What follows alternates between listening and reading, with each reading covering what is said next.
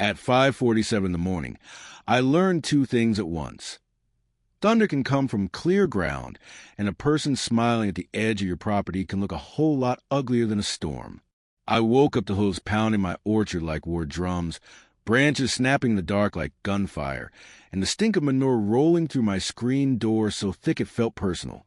By the time I hit the window barefoot, half awake, heart hammering against my ribs, 100 Holsteins were already tearing through the rows my grandfather planted by hand.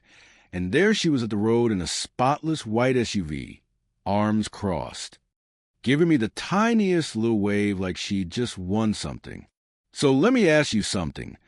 What would you do if someone turned your family's legacy into a feed lot before sunrise? My name's Cord Beaumont, and I own an orchard in the Shenandoah Valley. Apples, pears, a weathered old cider barn, 7 acres of land that had been in my family long before anybody in a pressed polo shirt ever said the words community standards with a straight face. My grandfather, Elmer, planted the first trees in 1962 because that's what men like him did. They didn't sit around talking about legacy. They just put things in the ground and trusted time to do its part. I grew up in those rows. Sap on my hands, bark scratching my arms, bees so loud in spring you could hear them from the road. It wasn't fancy, wasn't picturesque in the way people like to pretend old land is. It was work. It was ours. When Elmer died in 2009, the orchard came to me. 7 acres, a 1971 cider barn, enough to defer repairs to make any sane person walk away. I was working HVAC back then, had a bad back, no real farming background, and just enough stubbornness to make poor decisions look noble from a distance. Everybody told me to sell. I never did. Instead, I learned the place the hard way. Frost, pruning, irrigation, blight, market weekends, permits, repairs, whether that turned on you in 10 minutes flat. My daughter, Waverly, grew up in it right alongside me. By 9, she was handing me cut branches in winter, without being asked. By 12, she was running the check-in table on pick-your-own weekends, explaining apple varieties to grown adults like she'd been born doing it. Every cider jar, every weekend crowd, every muddy dollar we made, part of it went to her college fund. That orchard wasn't just memory. It was a future, too. Then the HOA decided it wanted to remind me that people with clipboards and too much free time can be more destructive than weather. The subdivision around my orchard came later. Late 90s.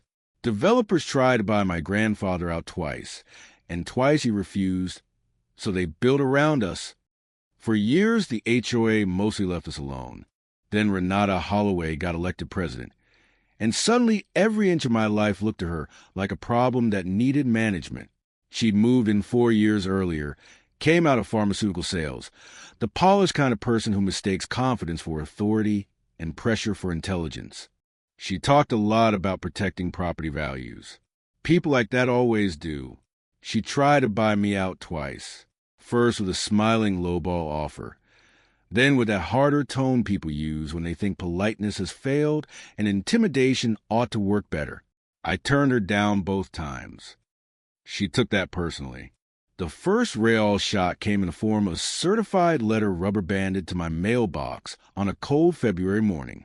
My cider barn, built in 1971, nearly 3 decades before their HOA even existed, was now, according to them, a non-conforming commercial structure.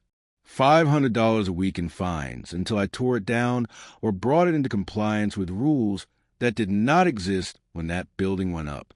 I called, got voicemail, left a message, never heard back. So I went to the next HOA meeting with a folder full of records, statutes, dates, maps, all the things a reasonable man brings when he still thinks the truth has weight on its own. Waverly looked at me before I left and asked, "You're bringing the folder, aren't you?" I told her I was always bringing the folder. She gave me this little look, same one my grandfather used to have, like she already knew I was about to walk into something uglier than I understood. Before I left, I did one more thing. I opened the voice recorder on my phone. That meeting room smelled like stale coffee and old carpet, and somebody's overcommit perfume. Fluorescent lights, folding chairs, too many people. That was the first thing I noticed. Not 12 neighbors like usual, but more than 40. Renata had built herself an audience. She spent 2 weeks telling people my orchard hurt property values, that my barn smelled, that my pick-your-own weekends brought bugs and noise and decline. By the time I walked in, she'd already done the job of making me look like the problem. I laid out my case anyway. The barn predated the HOA. My orchard was protected agricultural land. Virginia law had provisions for exactly this kind of overreach. I was polite, specific, calm. Then a man in a good suit stood up in the back and started talking in that expensive, careful voice lawyers use when they want to bury a knife under a blanket. HOA counsel. Retained, apparently, just for me. He had found one possible wrinkle in the history of the land. A period years ago when my grandfather had leased the orchard to a cousin, and he used it to muddy the question of continuous agricultural use.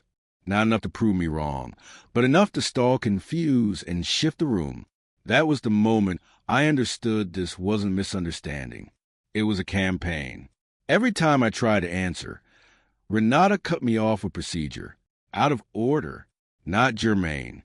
The chair does not recognize. She had weaponized a rule book like a woman who'd been rehearsing in front of a mirror. So I stopped arguing and asked one question instead. One for the record. Was my parcel actually inside the HOA boundary on the county plat? Not their internal documents, not their declarations, the county's original record? Silence. She answered a different question. I sat down. After the meeting, in the cold parking lot, an older man approached me. Quiet voice. Surveyor's eyes. He introduced himself as Fletcher Oaks and told me he'd been on the original survey crew back in 1998. Then he said the sentence that changed everything. The orchard parcel was never supposed to be in that plat. Somebody put it there after I drew the line. He handed me a card and told me to pull the original survey file before anybody else thought to. That was when the whole thing shifted. The next day I went to the county recorder's office, pulled the file, unfolded those old blueprints on a review table, and there it was, clear as daylight. My orchard sat outside the original boundary. Not near it, not maybe. Outside, clean, precise. Wrong in the HOA filing, right in the county record. I photographed everything and sent it to a real estate attorney named Davia Merritt, a woman recommended to me with the kind of respect people usually reserve for surgeons and stormproof foundations. She looked it over and told me not to pay a dime. Renata, meanwhile, escalated. 3 zoning complaints landed at once. One said my pick-your-own operation was illegal retail. One claimed my gravel lot violated stormwater ordinances. One said my cider press was unlicensed food production. It was a spray and pray strategy.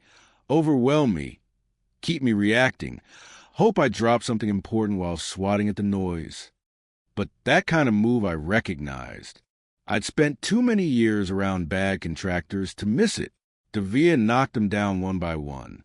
Agritourism statute protected the orchard sales. The gravel lot was grandfathered in. The cider permit had a gray edge. So I cleaned it up before the county could even take a serious look. 10 days, 3 complaints, nothing left standing. And while she was fighting those off, Davia kept digging. What she found was worse than a bad boundary line. It was a paper trail.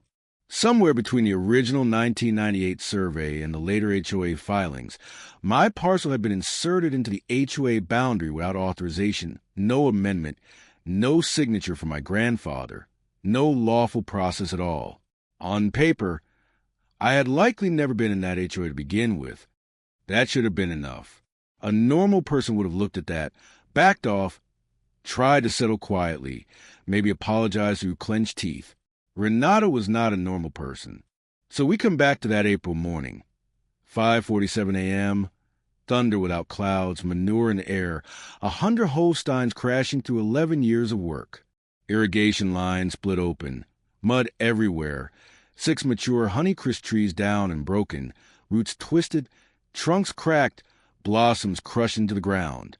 I stood there at the window for maybe 5 seconds. That was all I gave myself. Then I moved, called 911, calm voice, precise language, criminal trespass, agricultural vandalism, active destruction of infrastructure. Then I called Davia's emergency line. Then I pulled up the live feeds from a camera system I'd installed after that first HOA meeting. 12 cameras, cloud-backed, motion-triggered, time-stamped. I started documenting everything in real time. The deputies who arrived walked the property with me. When I showed them the footage, men on ATVs deliberately driving the cattle through the fence line. Not loose animals, not an accident.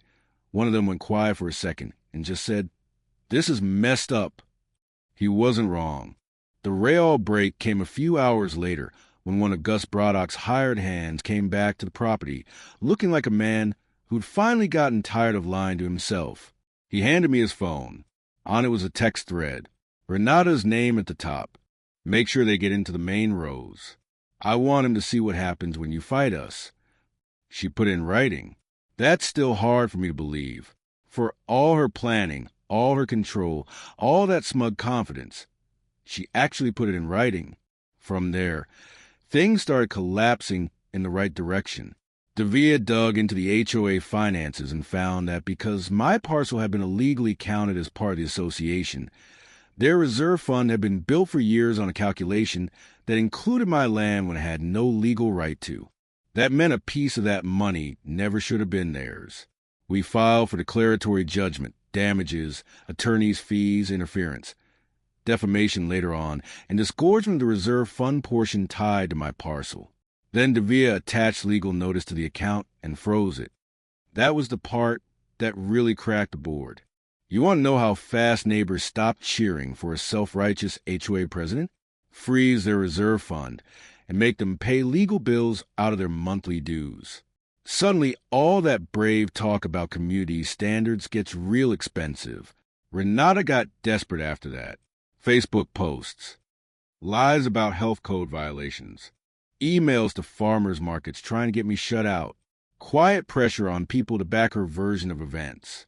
At one point, she even tried to get Braddock to sign something claiming I'd invited the cattle onto my own land. Even he wouldn't go that far. The more she pushed, the uglier she looked. By the time the trial came around, the room was full. Homeowners, a reporter, board members, my daughter in the second row wearing the flannel jacket she used on orchard weekends like armor. Fletcher took the stand first and walked the judge through the original survey line with the calm certainty of a man who has spent a lifetime measuring land and has no patience for fraud dressed up as paperwork. Then Davia read Renata's text into the record. Slowly, clearly, no drama needed, just her own words hanging in that courtroom air, while her neighbors sat there and listened to the truth come out in her voice instead of mine. The HOA's discovery records finished the job. Internal documents showed the parcel had been added without lawful authorization. No consent. No valid amendment. No right. The judge didn't need a second day to understand what he was looking at. He ruled from the bench that my orchard was not, and never had been, lawfully under HOA jurisdiction. Every fine, every claim, every attempt to control my land through their rules was void from the start. Then came the damages, hearing a month later. We got the actual damages for the destroyed trees and irrigation. We got consequential damages tied to lost harvest revenue. We got attorney's fees. We got disgorgement from the reserve fund. Money they never had a right to build against my land in the first place. In total, the HOA took a hit big enough to leave scars for years. Renata resigned before the recall vote could finish. No apology. Of course not. Just procedural language and an exit. The criminal case ended in probation, restitution, and records that won't ever quite stop following the people involved. Me? I replanted the 6 Honeycrisps. Then I planted 4 more. Waverly helped me set them in the ground that November. Cold air, dark earth. Quiet between us that didn't need filling. She asked what we should call the new row. I told her we'd call it the Elmer Row. She said her grandfather would have hated the conflict. I told her he would have liked the outcome. And I believe that. Because here's the thing I learned from all of it. Power makes some people careless. They get so used to pushing that they forget somebody else might know how to stand. Renata thought I'd get tired, thought I'd get scared, thought I'd look at the noise, the damage, the legal mess, the public pressure, and decide peace was cheaper than principle. She misjudged me. More than that, she misjudged the land. People think land is passive. It isn't. Land remembers who tended it, who fought for it, who tried to steal it with paperwork and pressure and smiling lies. My grandfather drew a line once. I just made sure nobody moved it again. The orchard is still here. The trees are growing. Waverly's future is still standing. And every fall when people walk those rows and fill their bags under the same Valley Light Elmer used to work in, I get to look out over something that survived because I refuse to let a bully rename theft as order. So here's the question I keep coming back to. When someone in power abuses rules to destroy what they were never entitled to control, is fighting back justice or revenge? Tell me what you think. And if you've ever dealt with a person who came at you sideways, certain you wouldn't push back, I want to hear that too.